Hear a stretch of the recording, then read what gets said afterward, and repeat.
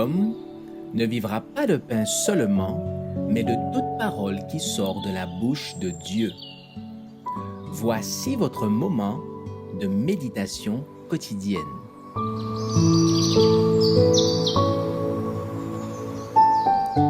Maranatha. Le 8 mars. Citoyens du royaume. Ainsi donc, vous n'êtes plus des étrangers ni des gens du dehors, mais vous êtes concitoyens des saints, gens de la maison de Dieu. Éphésiens 2, verset 19. Jésus dit : « Voici, je viens bientôt. » Nous devrions toujours garder ces mots présents à notre esprit et agir comme si nous croyions vraiment que la venue du Seigneur est proche et que nous sommes étrangers et voyageurs sur la terre.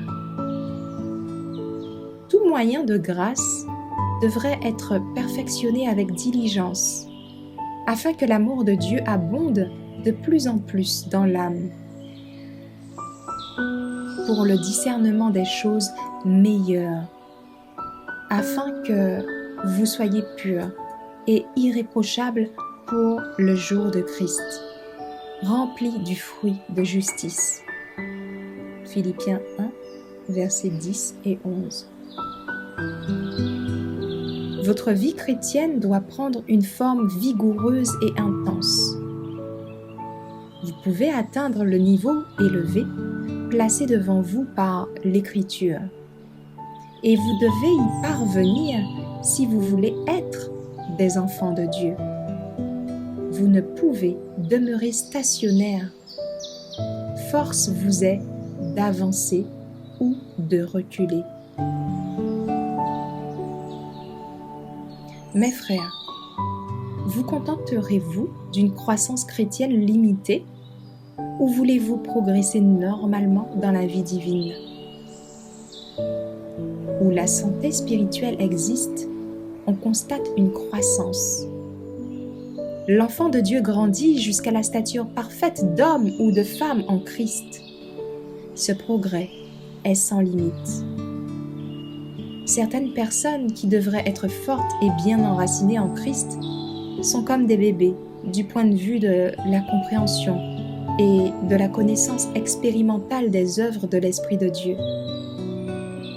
Après plusieurs années d'expérience, c'est à peine si elles possèdent les premières notions de ce grand système de foi et de doctrine qui constitue la religion chrétienne. Elles ne comprennent pas en quoi consiste la perfection du caractère qui recevra cette élogieuse approbation. C'est bien. Nous avons de grandes victoires à remporter ou nous perdrons le ciel. Le cœur charnel doit être crucifié, car il tend vers la corruption morale, dont le résultat est la mort.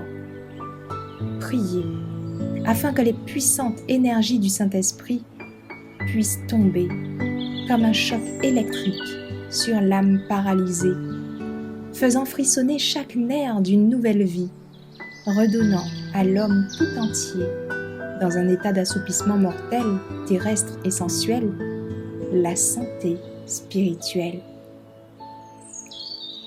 Vous deviendrez ainsi participants de la nature divine, et dans vos âmes se reflètera l'image de celui par les meurtrissures duquel vous êtes guéris.